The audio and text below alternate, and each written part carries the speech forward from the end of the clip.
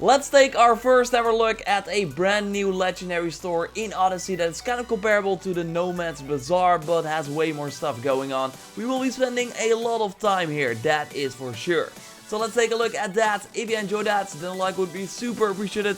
And let's go. The Oikos of the Olympians store was recently revealed in the post-launch content trailer from Ubisoft, but during a recent play session, I was already able to visit this store and learn more about the system that we will likely engage a lot with. Since it will have a weekly inventory with gear that we can buy and also the Olympian gift, and that is basically the Heka chest equivalent for Odyssey. The description namely reads that it contains one epic or legendary item to equip on your character or your ship, including items from the store. And as I told you in my recent video, the item packs will be returning and they will include one full armor set, so 5 gear pieces, 1 weapon and 1 mount. And we should be able to get them as well through the Olympian gifts. Just like the naval packs that Ubisoft will be releasing with new crew members and other cosmetics for your ship. And I'm not sure how I feel about the fact that this item also includes naval stuff, because while the naval in the game is fine, I think I will always prefer gear over a new look for my ship. Also because there will already be a ton of cosmetic items you can use to make your ship look the way you want. So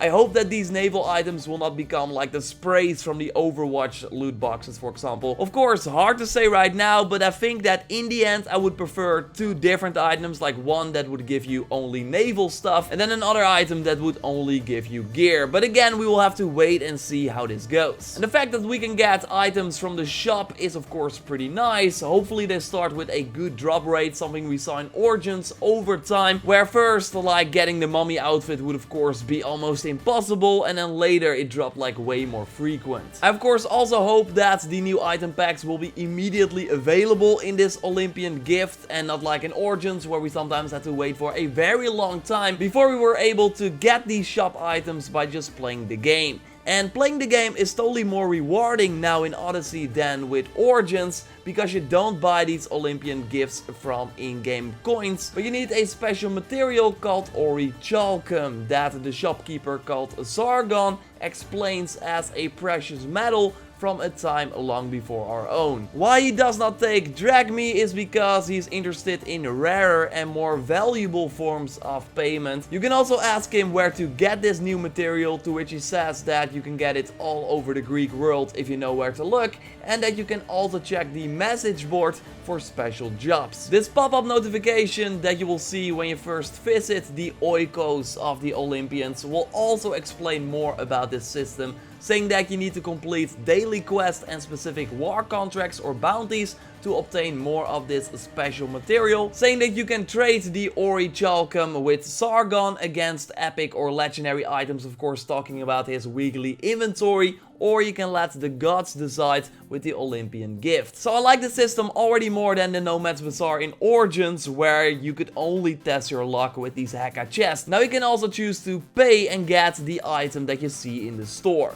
Although I'm not sure like if the store items from the Helix store will be sold in this vendor as well. I mean, that would be really nice, meaning that you can just play the game a lot to get these store items as well. But hard to say if this will be the case. So in order to get this new material, to buy these things from the store, you can explore the world, like I already said. I mean, I don't know where you can find this material, but I think you will find out while playing the game. And you can also go to these bounty boards, and it seems like every town has its own message board with different contracts you can take on. And I think you can just select them all at once and then choose to do them in the order you prefer. Although I did not see this new material as a reward yet. Maybe this only happens later on in the game, that I was too low level right now or something, because I did already see daily quests because they had a timer under the recommended level. So it's also totally cool that there are way more daily quests than in Origins, where we only had one, of course, per day. Like Odyssey will give you way more things to do every day if you want to. For one daily quest, I had to kill a politician who's like walking around in the city. Just assassinate him and then confirm the kill, and then I immediately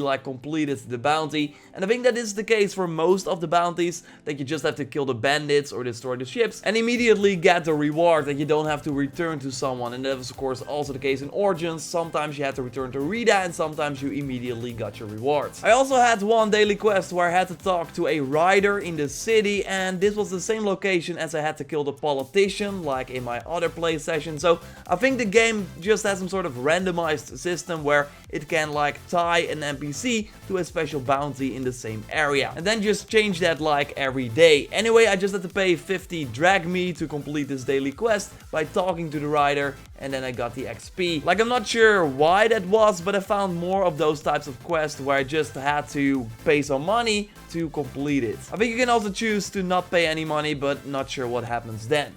I was surprised that these daily quests also sometimes have dialogue with voice acting, but we will likely hit a point after a while where you heard like all the daily quest dialogue. But on the other hand, we would likely be skipping through them at that point anyway. But yeah, it looks like that even after you finish the game, you would probably have reasons to log back in to do these dailies, to earn new materials, to buy cool new items, or test your luck with the Olympian gifts. And that you can only buy that item with this new material is way better than like putting it behind drachmi, because farming for gold likely means doing the same thing over and over again, and that is never exciting. But I think that these daily quests and weekly quests, if varied enough, will be way more fun to complete. And it looks like, and I think that this will be the case, that you can only get this orichalcum from playing the game, while you can get drachmi for real world money, aka the Helix credits. Although the rate is likely really bad, just like in Origins, not that you ever want to do that anyways, but that also means that the Olympian gifts are only obtainable through playing, so that is nice as well.